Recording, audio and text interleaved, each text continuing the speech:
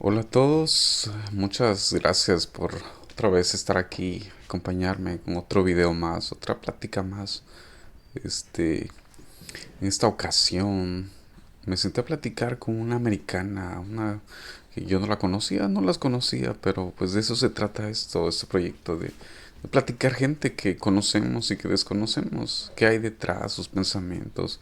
No hay ni un tema específico, sino solo sentarnos a platicar y conversar como dos desconocidos y a través del calor de la plática conocerse un poco más, conocer sus ideas, sus pensamientos, que creo que todos tenemos una historia, todos tenemos un inicio y un después, algo. Entonces esta vez me senté a platicar con unas americanas que me parecieron interesantes, pero pues lo hice en inglés y mi idioma materno no es el inglés, es español. Entonces pues ahí batallé un poquito, me gustó un poco, le puse subtítulos y pues bueno, yo no soy un profesional, estoy aprendiendo este emprendimiento, este nuevo proyecto y espero que les guste, espero que le entiendan, ¿verdad? Y pues sorry si no pude conectar algunas palabras, pues me cuesta, estoy aprendiendo y más enfrente de cámaras, pero muchas gracias por acompañarme, por tomarse el tiempo de ver estos episodios y acompañarme con esta locura que le puse a los afuerados.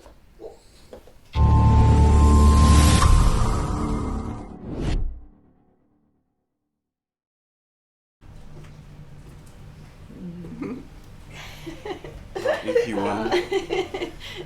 Thank you for inviting us. Es muy bonita aquí. Your, Sí, me gusta mucho. su sala es muy bonita. Are these for your birthday?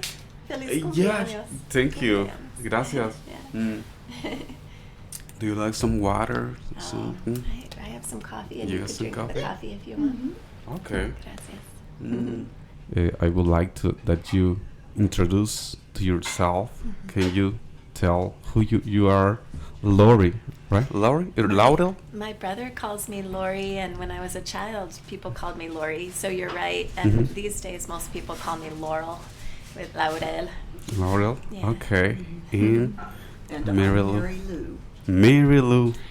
Mary Lou. In Okay. Spanish, Marilucita. Marilucita. Okay. You both speak Spanish, right? Some Spanish. Uh-huh. Do you? Where do you learn? What? How you start speak? Or why?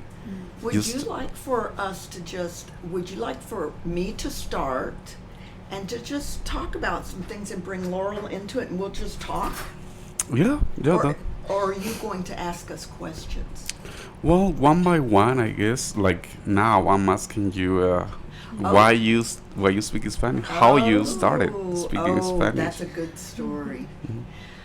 When I was young and growing up on a cotton and alfalfa farm in New Mexico, algodón. Algodón y alfalfa. There were Hispanic workers working in on the farm, and I was intrigued with them speaking Spanish, and I, at a very early age, wanted to know how to do that. How old were you when you asked those questions? Maybe 7 or 8, 9. Oh, you was So the first chance I had, when I was maybe around 12, I started. I had my mother's friend was a teacher in the same school, and he began teaching me Spanish. And then I began in 7th grade learning Spanish, and I loved it. I've always loved learning Spanish. Which words you started? Do you remember which? Oh, I'll tell you something. My first Spanish teacher would not let us look at the book. She didn't want us to have preconceived notions of how to say something. You had to just say it. And so you didn't get an idea of what it was supposed to sound like. You just said it. And that was a very effective method. So I gained a very good accent, a very good pronunciation. And in fact, that got me in trouble because Why? what I have found over the years is I have very good pronunciation in Spanish. Por eso la gente piensa que yo puedo hablar muy bien, pero no puedo hablar muy bien, puedo pronunciar muy bien. Okay. And so people would respond muy rápido, muy rápido. And the words I have to use in Spanish the most are más despacio, por favor, más despacio. Okay. Yeah. Okay. So I just... And after that, did you take some lessons? Oh, lots of lessons. I've taken many lessons over the years, in all through high school, and then I didn't take in Spanish in college because I took one class and it was literature, and it was over my head. It was too hard. It's too hard. So I didn't take Spanish in college, but as an adult then, 2 or 3 different times I signed up for Spanish lessons.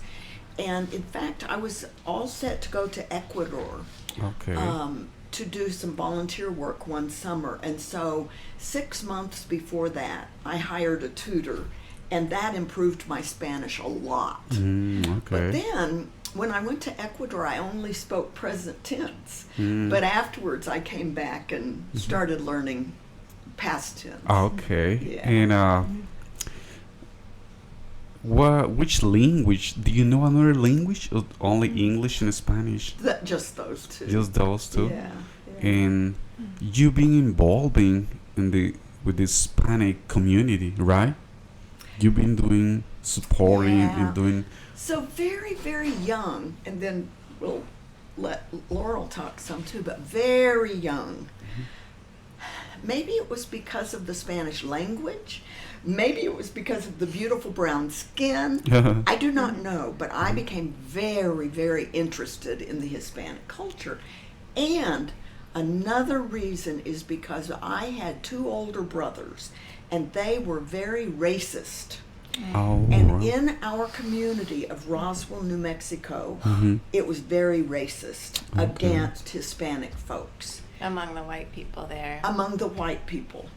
And I, at a very early age, said, that's stupid. I just, partly because my grandmother had taught me a lot about Christianity, and I knew that Jesus would not have approved of them. The behavior of them. The behavior. And so I, at a very early age, began doing things proactively to counter that.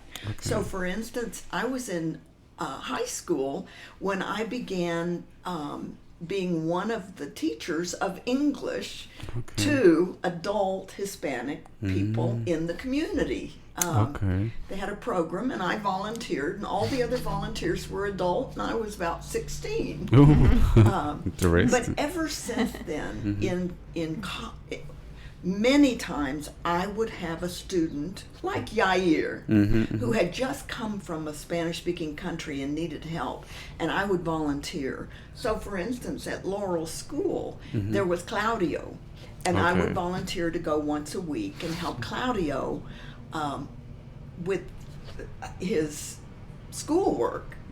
But I must say, I was very selfish, and actually, I think I learned more Spanish than Claudio did English. And I have one question now. You're saying that your brothers, they were racist? Absolutely. If you were in the same family, you grew up with your brothers, right? What's the reason of you think one way and they think another way, racist? Why do you think, and what is the racist? Can you say on your own words, what is that? I think it had to do with Christianity. That Jesus would never have, Jesus taught to love one another. And my grandmother supported missionaries in Africa, so I was always interested in different cultures. My grandmother had a lot of influence on me. I know I have heard over the years, may I? Yeah, of may I? course. I have heard that your grandmother felt a special kinship to you. Oh, yes. And maybe she wasn't as close to the brothers. Oh, that's true. And can you explain why your brothers wouldn't have had the same interpretation of the Bible as you? Did they go to church? That is a very good question. So my brothers were 10 and 12 years older than me. Okay, give me 1 second. Sorry. Can you move the microphone just to the middle? Sure. Or let me How's just that? I to have the a middle? softer voice too, I Oh, think. that's Is fine. that a problem? No, Yeah. just let me. Cool. Sorry, yeah. Just excuse me. You want some? Cool. So we're gonna hear all these. Great. Oh, I see what Okay. you mean now. Thank you. Okay. Cool. Laurel, that's a really Why don't you wait till? Yeah. Yeah. Okay, there we go. Laurel, that's a really good question. My brothers were 10 and 12 years older than me. Okay.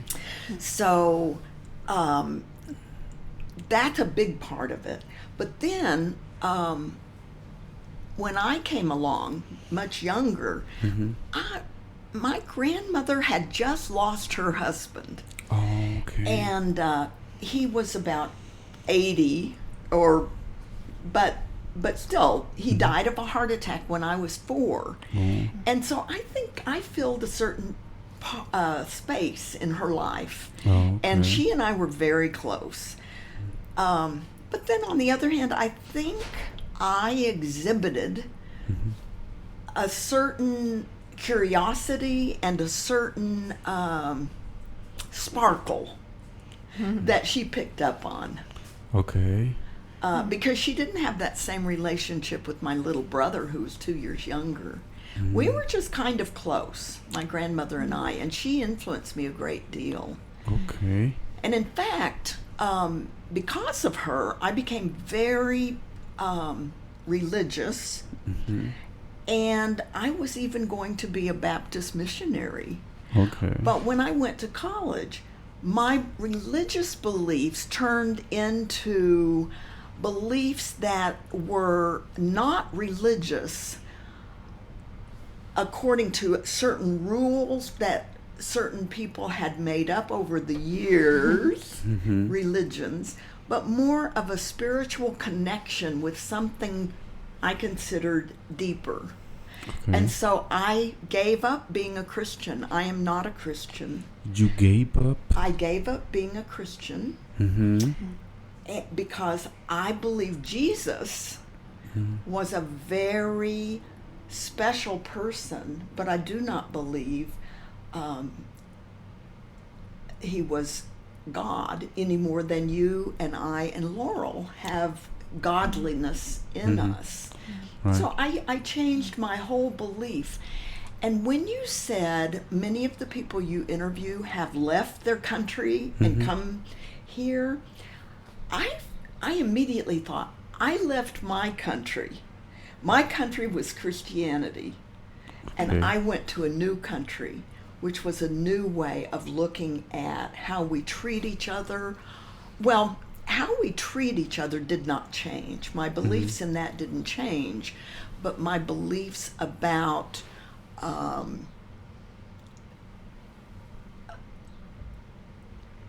religion changed. I began to believe that people came up with religion because they were so unsure of what in the heck is this all about? Why are we here? They're really questions of the life. Yeah, why are we here? And the answers to those questions for me became, we humans think we are so important and we think we are so superior. We aren't. Our brains are only so big. And so we come up with the answers of why we're here, but we're really not smart enough. Our brains are not big enough to really answer that. It's more important to question it than to answer it, at least to me. So this is my, and ever since then, I have been growing spiritually. I participate every week in a group of Buddhists who get together not to study Buddhism, but to practice being mindful, being compassionate, living life in a full way. So that's very important to me. Okay. How you discover that? How you discover when you realize that religion and God is something not the same thing? How old were you? What you read, or with who you talk to realize? Oh, he is a good interviewer. I was a freshman in college. Well, first, when I was a senior in high school, I began goading the people in my church and asking questions like, why do we have a Baptist church for white people, another Baptist church for black people, and another Baptist church for Hispanic people? What's going on here? Do you ask to yourself, No, or you ask to somebody? I asked the people in the church. The leaders. The leaders. Okay. In fact, on 2 occasions, they invited me to give the sermon, not for Sunday, but for Wednesday night. And I asked those questions. What they say? They would say, that's a good question. Oh, but they were open to, They were to open. answer the questions. They didn't do anything about it. They didn't say don't ask anymore. No. Don't do those One questions. speech I gave, I said something about Martin Luther King Jr. And one person afterwards came up and said, "Oh, he's a communist. You shouldn't be using him as someone to look up to." So you see, I got back and forth. But I brought that up as a senior in high school. And also, usually when it was youth week, the youth would choose a project to do community service. Well, I chose to get to know the people in the Hispanic Baptist church and for us to work together with them to clean up their churchyard. Okay. I asked them, how can we be of help? Well, we'd love some help with our churchyard. So we worked together. So from the very beginning from when I began thinking these things, I was active. I didn't just think them, I acted on them. Okay. But then that first year of college was real dark because I was giving up those beliefs upon which I had formed my life, and I was changing, and that change was sort of like what it would feel like of a butterfly coming out of a caterpillar. Right. It was very hard, and the people at home were not approving. Your family? Well, my family was not religious, but the people in the church who they had been proud of me because I was going to be a missionary, and then when they heard I was no longer even going to church, it was as if the rug got pulled out from under me. So, what do you think? It was, how old were you when you? 18. 18. Yeah. So that was hard, but I also was taking a class. I was at a Baptist university, and I had to take an Old Testament class. And I remember reading in the Old Testament the part where God said, "Take that person and tear them up into little bits." And I thought, Is this true? I can't, that doesn't make sense to me that God would say, tear that person up into little bits. Like punishment, like. Yeah, and I thought, nah, I don't. That helped me make a decision. Okay. It helped me along in my path. Okay. But anyway, Gaspar, I'm glad I had the opportunity to tell you that. So over the years, like when I was in graduate school, I was a part of a program that tutored undergraduates, and I mostly it was Hispanic, Black, and Native American counselors, and I was the one Anglo chosen to be a counselor. Oh. So that was the kind of, but even in that situation, the others were wanted to make sure that I knew my place. And it was good for me to have the shoe on the other foot and to be the minority in that group of counselors. They were all people of color, and I was the only Anglo, and it was good for me. So what's your idea, what's your opinion, what's racist? What does it mean? Well, it means acting toward people as if they are different because of something like the color of their skin or their culture. To me, that's racist. And I think our society is inherently racist. We have grown up believing that there's one right way. And it's really, really coming to clash right now. People are so afraid, some people are so afraid of losing that power, white supremacy, and that we whites are the best, that they are so afraid of that they're almost willing to give up democracy. If more and more people think that whites are not superior, then there are many whites who are going to say, well, we can't have democracy because if the people are stupid enough to think that, we can't have democracy. And it's scary. It's scary. So the racist, why somebody will become a racist? I think people are basically afraid of life. A lot of people are so afraid of life that they stick to what they know, and they are afraid to reach out. So it's part of ignorance. Oh, it's very much part of ignorance. It's a part of fear. And the fear comes from ignorance, do you think?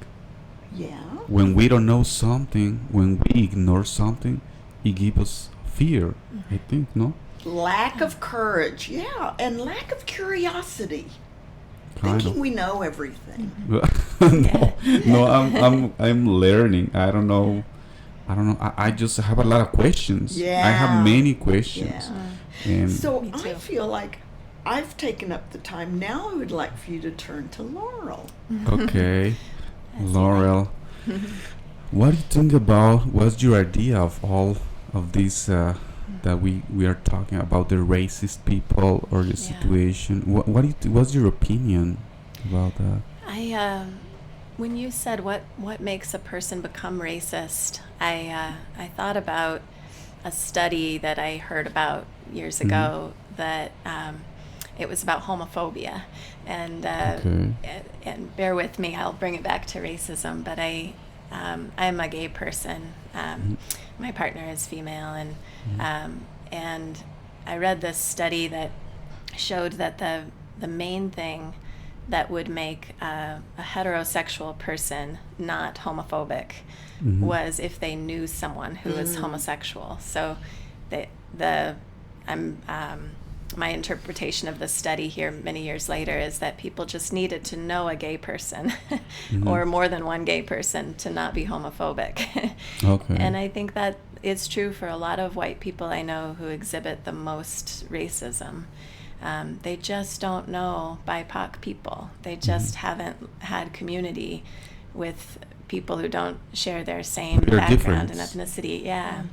We're different, and it's possible in the United States for white people to organize their lives around other white people exclusively, and white systems and norms that serve white people and nobody else. And it's possible for white people to remain completely protected from exposure to other communities and ways of life. And I think all they need is to open their experiences to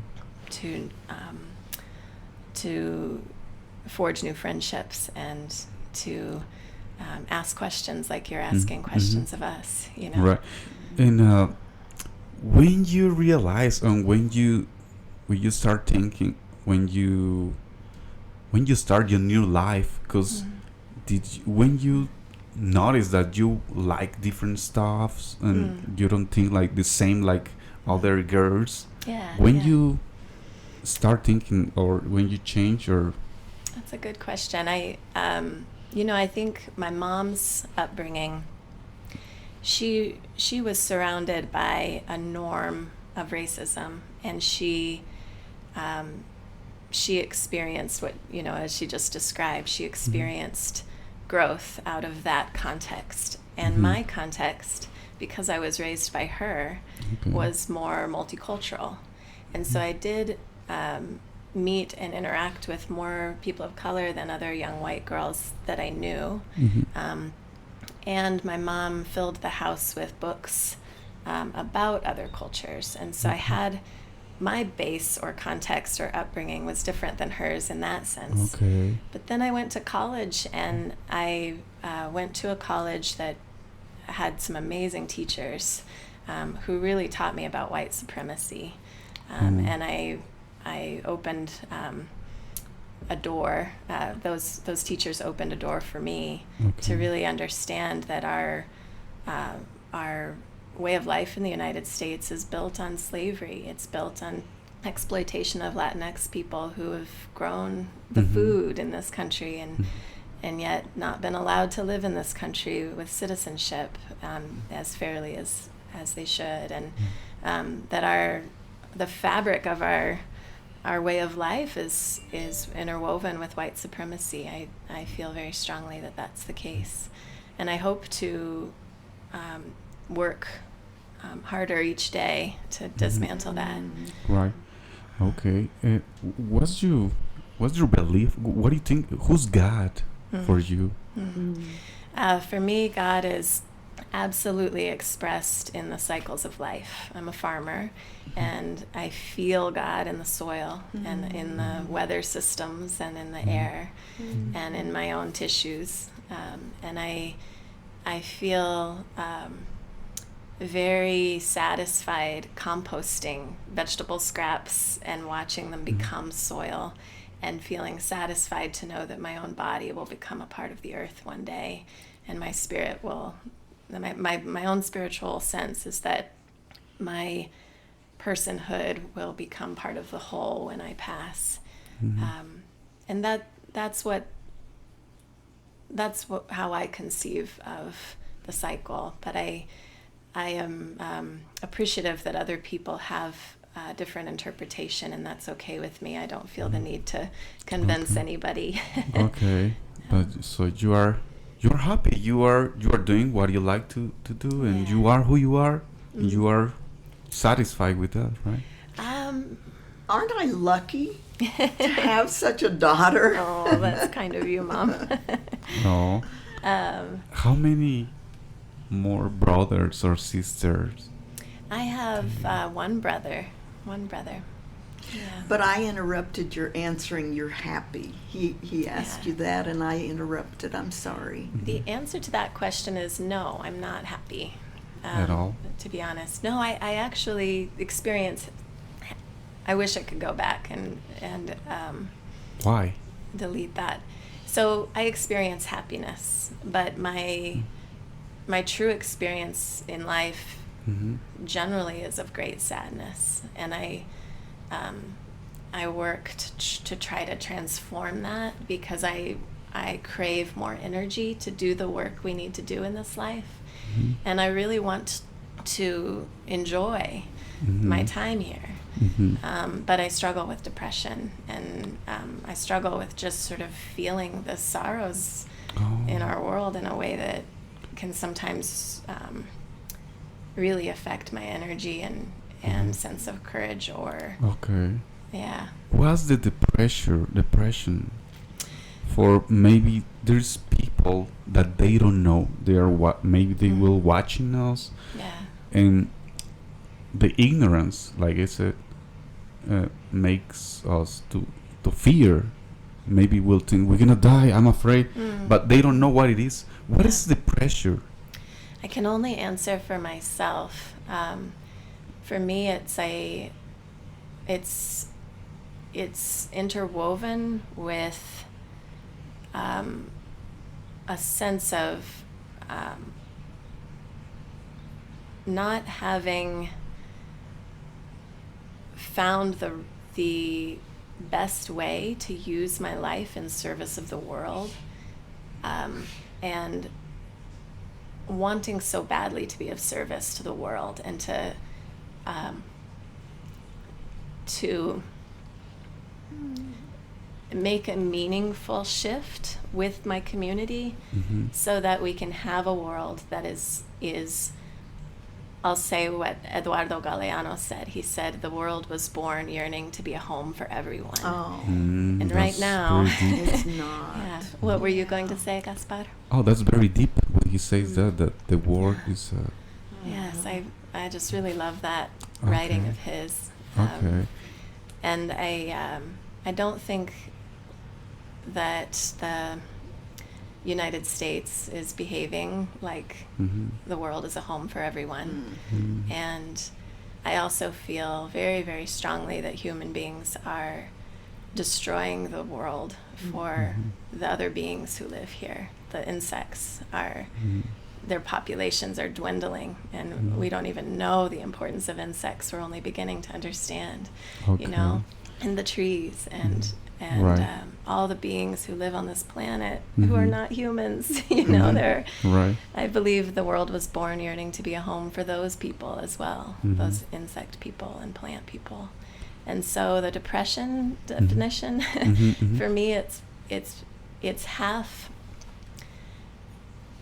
it's mostly striving to find the role I have to play in this transformation.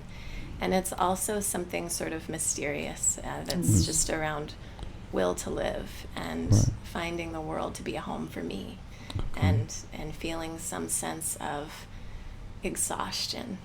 This I feel particularly sensitive to the oppression that runs the world, the United States, and I feel like I'm not particularly good at filtering the news out. So I feel the news. And how you deal with that when you feel those episodes, I think, right? How you work with that, how you do to pass those episodes, how it works. Thank you for asking. I had a wonderful experience on October 22nd this year, where I was feeling suicidal, and I was filling up my propane tanks. I was at a hardware store, and my brother called or texted, and he asked me some questions about how I was doing, and I told him that I didn't feel like my life had value for anyone else, and I was really suffering that day with that feeling of not being valuable. Right. And within an hour, I got a phone call that there was a kitten who'd showed up at the farm and needed a home. And I know that sounds trivial, but this kitten... It's meaning a lot for you. Yeah, it meant so much. And it opened up my questions about God and the universe, too, that I needed something coming from I don't know where, but it makes me better, feel better. And this cat wanted to be so close to me and jumped up on my shoulder, and he just stayed on my shoulder for weeks. And he is still staying on your shoulder. He's a wonderful friend to me and companion. And I also was able to come out of that period with the support of an amazing girlfriend and family and friends, and also I started training for a half marathon. So I think community, a pet, and exercise. That's the those are the things I need to remember next time depression hits me. And I think everybody's different, but those things are what helped me. Makes you special. Yeah, right. And what do you do now for leave? Like to feel like I'm living, to live. The work, or? what's your work, or like what do you do? for a What do living? you do? Gotcha. Or before answer that question, Mm-hmm. do you want us to share any experience of your life that maybe is something interesting or something to change your life? Do you share any story or any something that you live and you want to tell us? You want to? I'll think about that.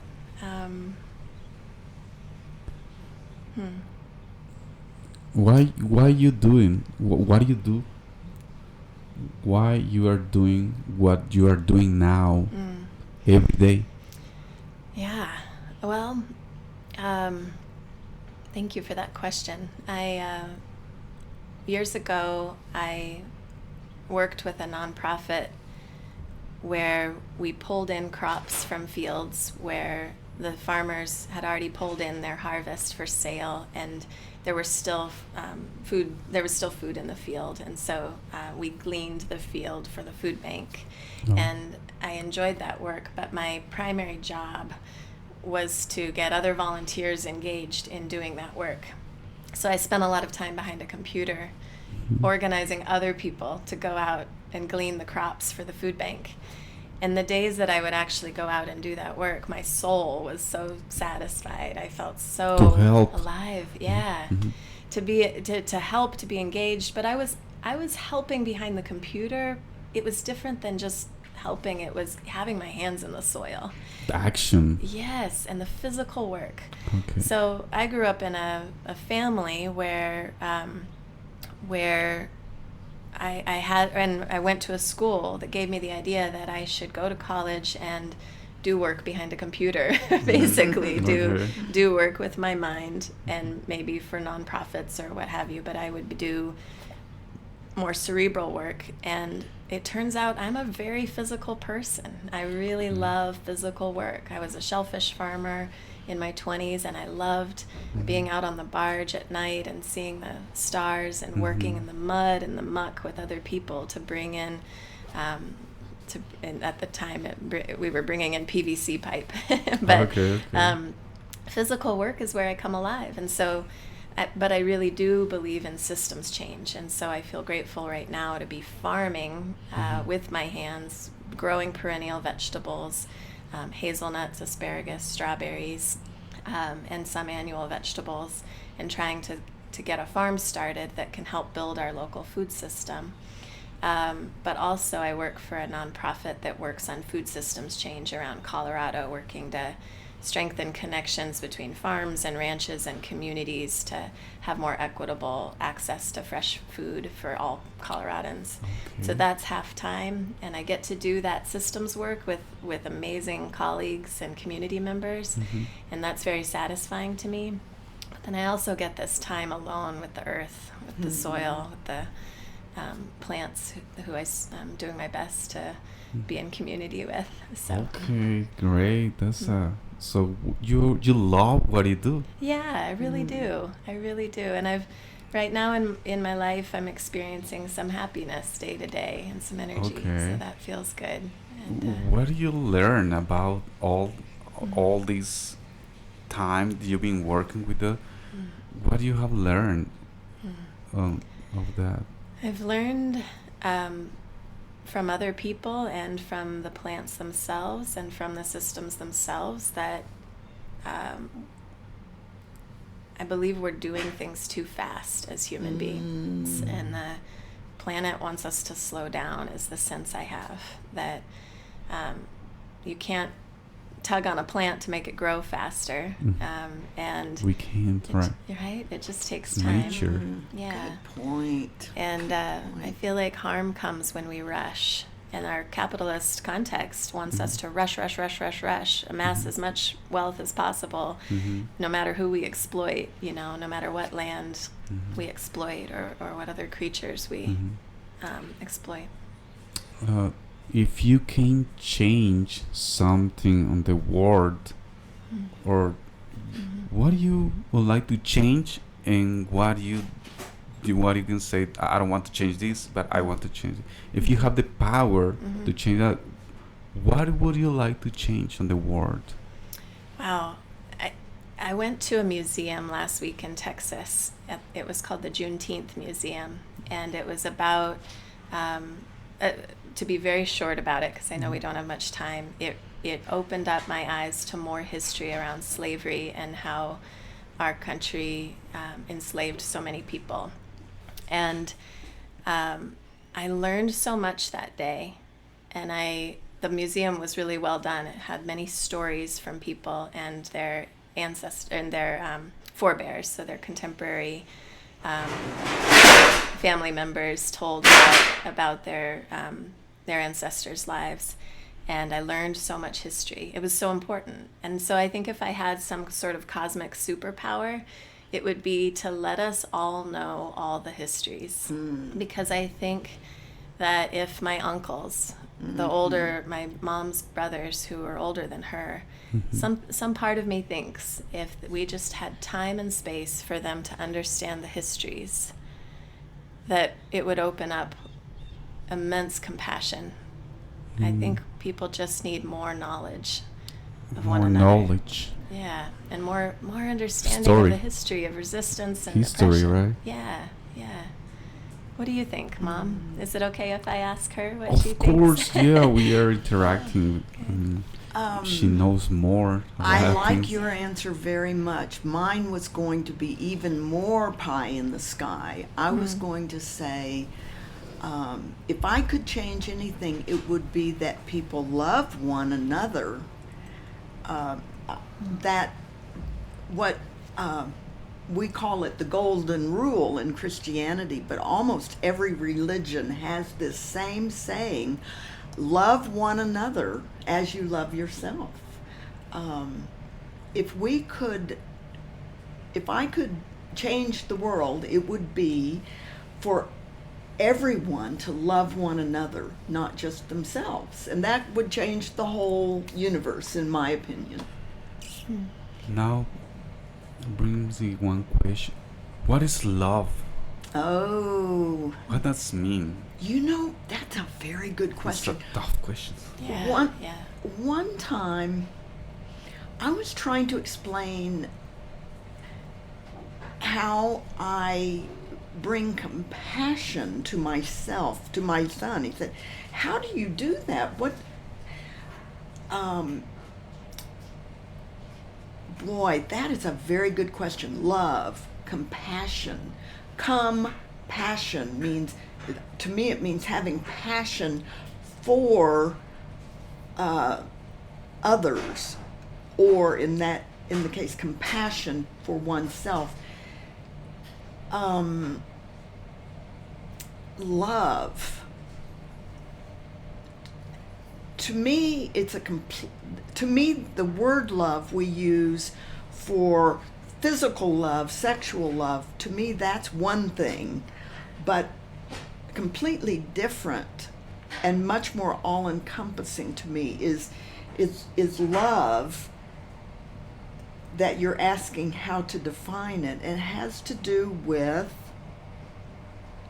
in some ways it has to do with being smart enough to know that loving one another is going to make one's own life better. It isn't really that selfless. It's really interesting. There's a word called altruism, which has to do with being if you're altruistic, you give to others, not just physical things, but love. And to me, there is no true altruism, because those of us who give do it because it makes us feel good. Something return to us. Yeah, it has to do with a sense of self-preservation. I'm just speaking as it comes to my mind, because you ask a very difficult question, and I'm exploring the answer. I like that. My answer. I'm not sure. But it has to do with being smart enough to realize that this world is going to work much more smoothly for all of us if we love one another. Right. I would love to answer the question too, if that's okay. Sure. Yeah. I love your answer, and it inspires me to think about what really is the quality of love that defines it. I don't know that I've ever been asked that question, and I'd be curious your answer, Gaspar. But I want to say in this moment that it's a quality of presence, just being in presence with other beings. So this allows for love of self, of other, of other beings, other plants, of the soil, just to be in presence and coexistence, and not thinking about being in presence, but actually spending time. The feeling, you were about to say. To feel that, not think, just feel the... Feel, not necessarily feel good, but to feel what's around you. The experiences. Yeah. So if the other person is sad, to be able to feel that with them, but to be present and not try to solve it for them. Yeah, and maybe that's not what you were thinking. I think that is related. Yeah, just to love. Let's see, love, to feel a sense of collaboration, or that's not it though, a sense of shared space and time, to feel a sense of kinship or accompaniment with others. I think each one of us, maybe we have a different concept about what is love, because we are different. So what makes you feel love to you? What makes you feel what's love for you? We have different experiences, I think, but I resonate with the things Laurel said too. That's very interesting. Gaspar, you are a very good interviewer. I do wonder what your response might be about your own definition of love. Will you be willing to share with us? Well, I'm on that process. There's every person gives me more information, makes me more asking me more things. When I hear to you to say something, oh wow, that's interesting. I gotta think about. My mind is very slow. I cannot process. I gotta sit, close my eyes, and not ask to myself honestly. I don't want to give me one quickly answer. I want to try to be the more honest to me, because to me is the only person that I gonna give the answers, the right answers. And when I hear people like you, that helps me to grow up and think more, open my world, open my mind, because I feel like I've been sleeping or ignoring. I don't know a lot of things.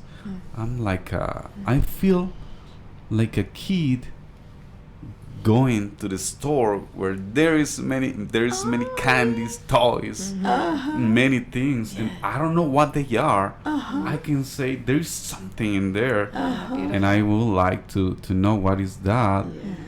And so to me it's hard to answer that questions, but I feel good when I hear your own experiences, because that makes you unique. Your curiosity is beautiful. It seems like an act of shows love. a great deal of depth in you. So thank you for letting us share. Sure. I think we probably need to leave, but what a wonderful experience. Still have a little time. Thank you. I have more questions, but I understand Could that we you take have another time 15 to. minutes? It's 9:40. No, we need to go. Oh, Okay. 9:40. Yeah. We have 5 more minutes. Okay, Dollar. I have more, but let me. Did you somebody inspired your life? Well, my grandmother. Your grandmother? But interestingly, my grandmother, by the way, she was very short. I'm only 5 feet. She was only 4 feet, 8 inches tall. So she inspired me because she loved me, and she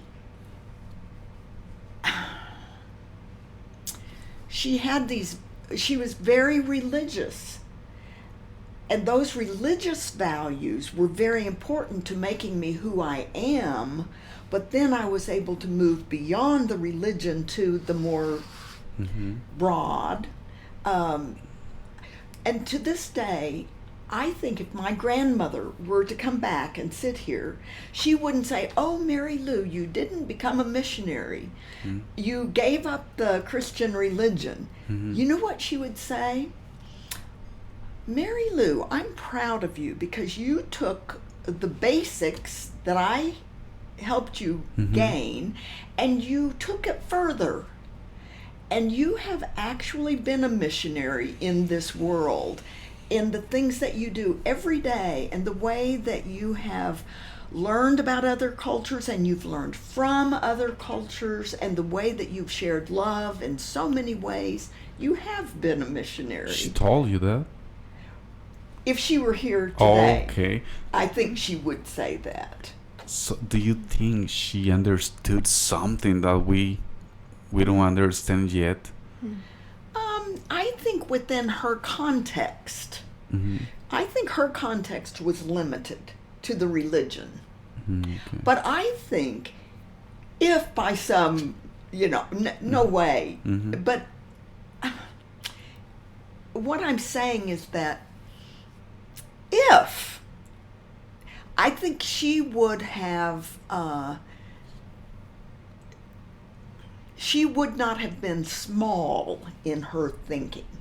If she had been exposed, as I was, to bigger thinking, I hate to call it bigger thinking, but broader thinking, I think maybe intellectually she never would have made that jump.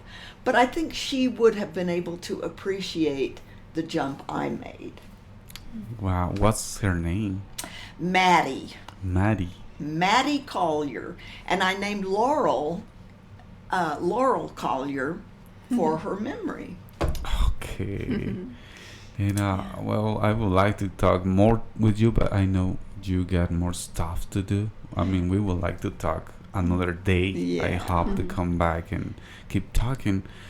For the last thing, when we gonna be all of us gone, and another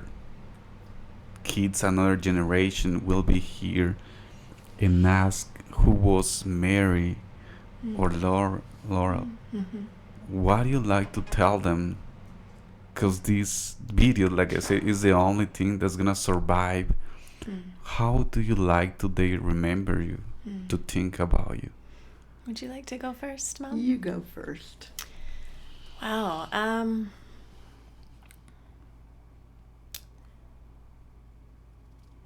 I would like to be remembered as someone who gave a shit, and who, even though she made some considerable mistakes along the way, or even if she wasn't able to find the perfect path, did her best to try to live in community in such a way that she could be responsive to others and let other people be responsive to her, and just try to use that sense of love to guide her. I had a Rumi quote on my wall for many years. "My work is to carry this love, to go everywhere you've walked and gaze at the pressed down dirt."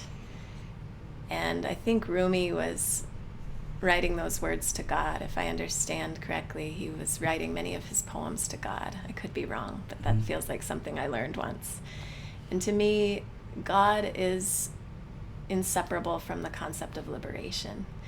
And so to me, this was on my wall. These words were on my wall because I feel like I want to go everywhere liberation has been, to understand and to observe what is liberation.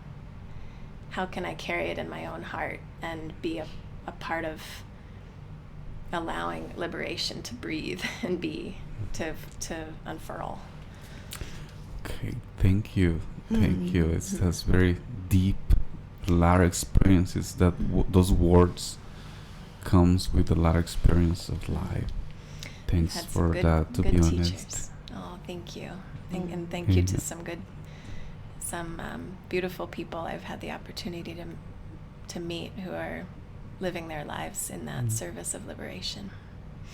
Okay. And Mary. I would like to be remembered as courageous and curious. I would like to be remembered as a person who was much more interested in the questions than the answers.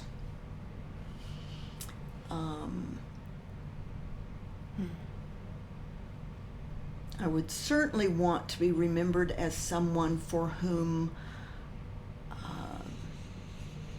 kindness was most important. One time I learned that the Dalai Lama said, "My religion is kindness." I love that.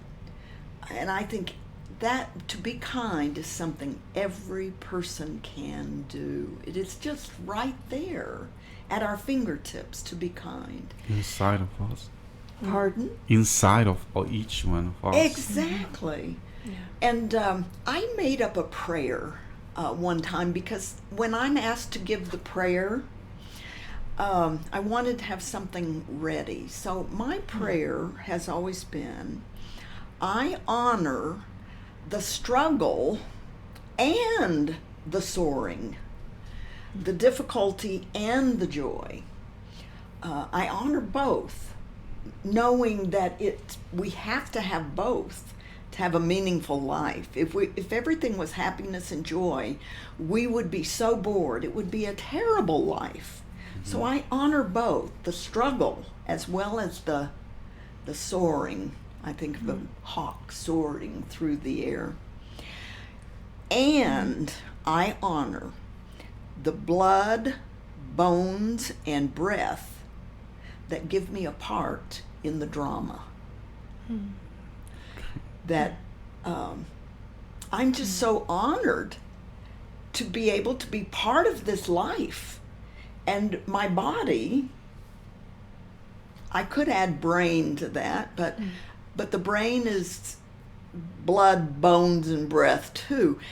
I am honored to have the opportunity to live on this earth and to question what in the heck is it all about, but not to have to answer the question, to be more curious and to realize we're limited, and to be limited is not something bad. We don't look at the dog laying there and think that dog hasn't accomplished much because it doesn't understand everything. That's the nature of that animal, and the nature of us isn't to know everything. So that's my answer. Could I Thank say you. one more thing, Gaspar? Yeah, of course. I just want to thank you for this opportunity to be asked these questions that are really essential questions of living. And it's rare to be asked these questions. And it seems to me like you are opening up stories that people need to tell but wouldn't ordinarily be asked to tell. And I just feel like it's a really important work, and I want to listen to all the other episodes. And thank you for allowing us to communicate in English in this way, since it's sort of the language of our hearts. But I am inspired to live in a society where Spanish and English and other languages are all a part of our daily lives, and that it's not so English dominant. And so I thank you for interviewing us in English so we could speak from our hearts, and thank you too for the opportunity to do this with my mother, who I really treasure. So. We like each other really well. It's true. Okay, thank you. Like I say, there's a lot of more things that I would like to talk about. It could be at the next time we can do a second part of this interview. You're a pretty cool person, Gaspar. Oh, thank you. And I've enjoyed Nora so much. Nora is incredible. Yeah. Thank you. And okay, so do you want to say something before we stop this recording? Final. Okay. Muchas gracias. Thank you. I'm sorry we don't have more time. I understand. Thank you. Okay. So, you like to say something in Spanish? Sure. Let's say adios, gracias, sure. to say goodbye to our people. Yeah. Gracias por la oportunidad conversar contigo. Gracias a todos para escuchando. Y que sigan a los afuerados. We call los afuerados the channel, like I said. Sí. Can you say that invite more people to come and talk sí. to us, to share their experience? Sí.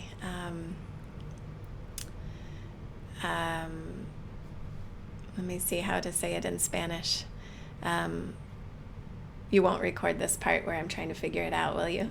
I won't. Okay. This is. I'm bad with my commands, so ¿cómo se dice? Join us para conversar con Gaspar. Únanse a platicar con Gaspar. Anunciar. Únanse, unirse o vengan. Okay. Vengan a platicar. Vengan. Los invito. Los invito. A que platiquen con. Vengan a conversar con Gaspar. Vengan a conversar con Gaspar. Es una buena experiencia. Okay. Muchas gracias. Vengan a conversar con Gaspar. Es una buena experiencia. Would you like to say it? No, but isn't it good? Yeah. See, can you say it, please, before we stop that? Okay, I'll say it. Vengan a comunicar con Gaspar. Es una buena experiencia. Okay. Muchas gracias. Muchas gracias. Esto fue. I like the conversar con Gaspar. You should use that. Yeah, conversar con Gaspar. There's a rhythm in that. It's a poem. Oh, Gaspar. Muchas gracias. I am so glad I got to visit with you. He's gonna record. Well, I can do it later. I'm gonna delete all this stuff that. Okay. And Lo siento. That's fine. Do you know what I mean? I need to practice the commands. Join us. Listen. Come talk with Gaspar. I need to remember the